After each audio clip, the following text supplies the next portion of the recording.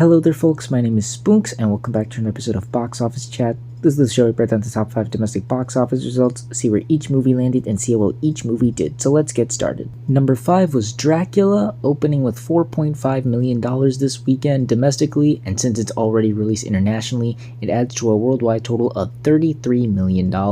So this was a foreign film acquired for domestic distribution by a smaller studio, and I guess they just saw fit to release this Dracula movie during a pretty notable sporting events week, which is why it did not open or leave a big splash. I can't say I'm really surprised by this. I didn't see much promo or marketing or hype around this movie. Again, it was a smaller studio. It was, again, a foreign film to some extent released in the States. I guess they were hoping just name recognition alone, Dracula, and even, the director Luc Besson making, such movies like The Fifth Element, Lucy, all that would, generate some interest, but it's clear it just didn't receive the big marketing push, and just lack of interest soured the film's opening. And again, putting it out this weekend certainly didn't help. So yeah, not much to really say here. They tried, and it cracked the top 5 at the very least, but still nothing to write home about.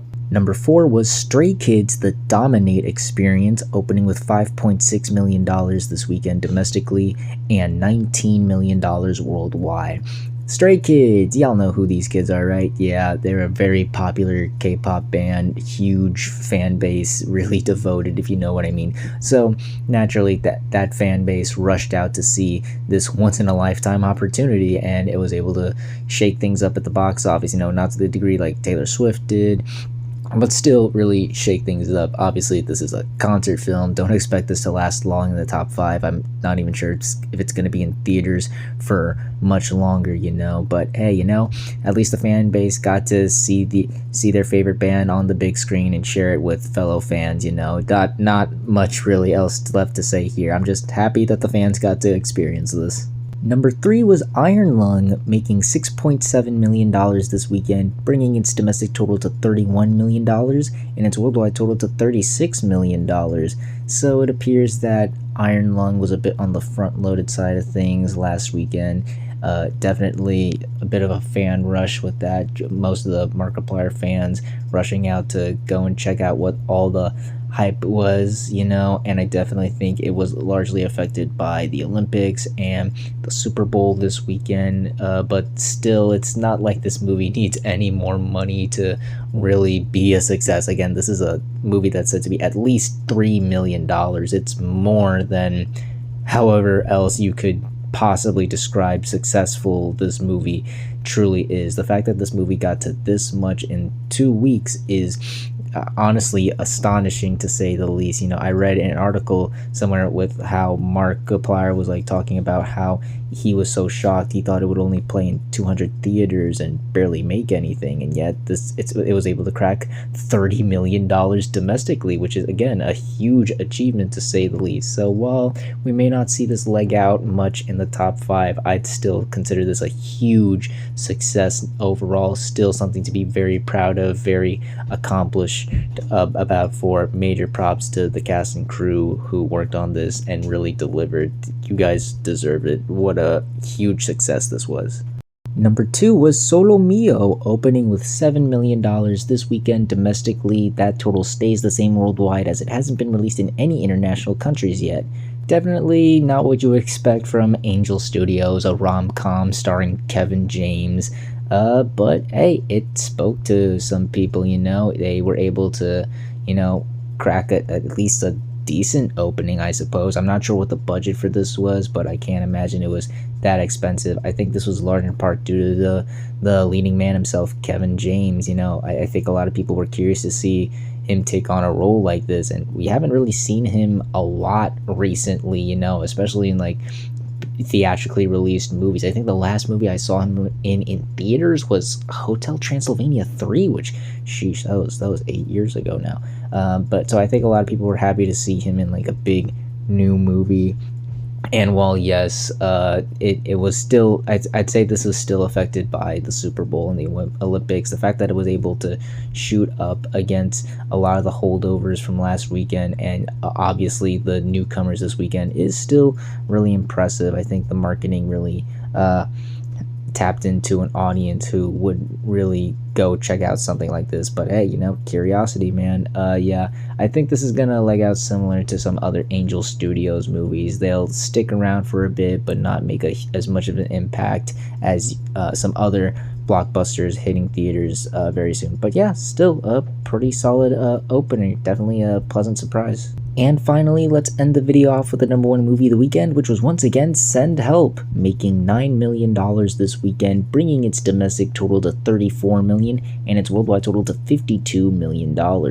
So I'm gonna be honest, while this isn't, a stupendous hold or anything, it's not even a great number for the number one movie to be at for the weekend, I'd say this is still a solid turnout considering the Olympics and the Super Bowl and, the type of movie this is, that you wouldn't think this would really turn out a decent audience, but it seems like it's doing just that. The word of mouth has really caught on for itself. It fell 52%, which for a Sam Raimi horror comedy, that is actually not too bad. And it's even more impressive considering, again, the Winter Olympics just started and the Super Bowl was also on Sunday, and people decided to still go and check this out. Again, it's honestly one of the better holds we've seen for a film during Super Bowl Sunday. I remember Argyle and even Dogman last year. They had really steep drop-offs, but no, this was still able to hold pretty well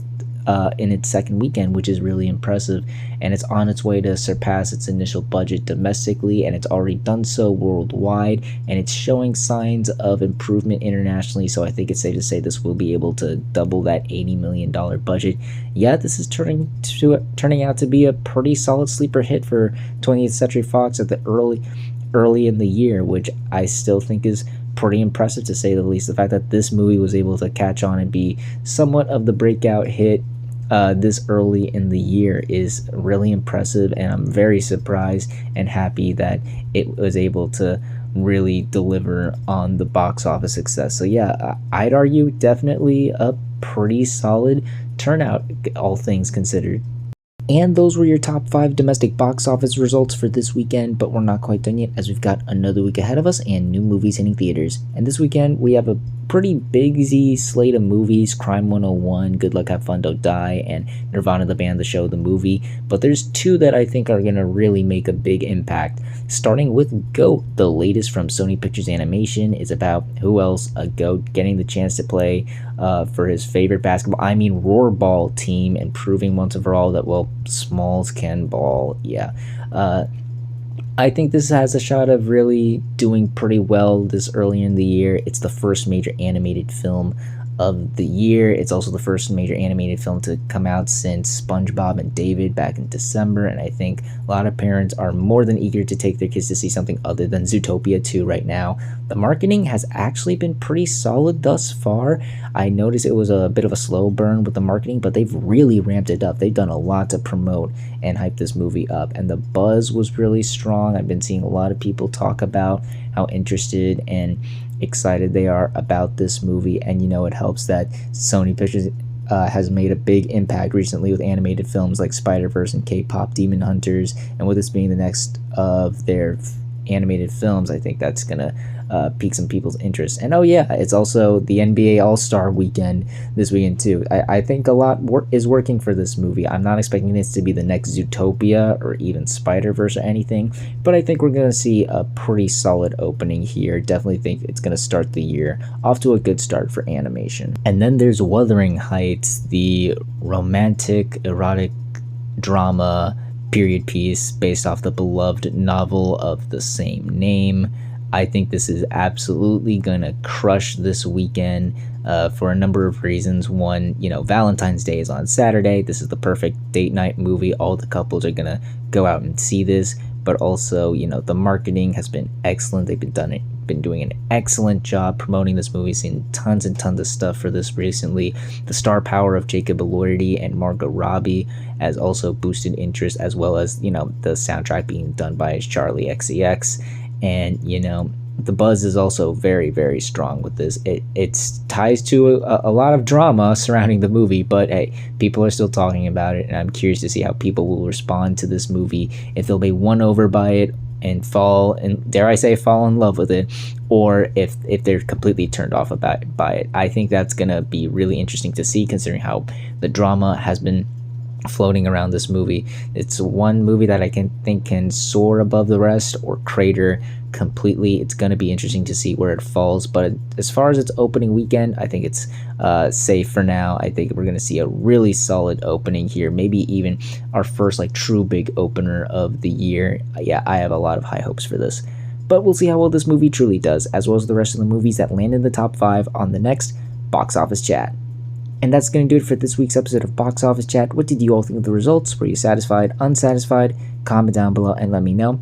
If you like this video, hit the like button. If you like this channel, hit the subscribe button. Follow me on all those social media links at the end of the video. And until next time, everyone, stay sharp.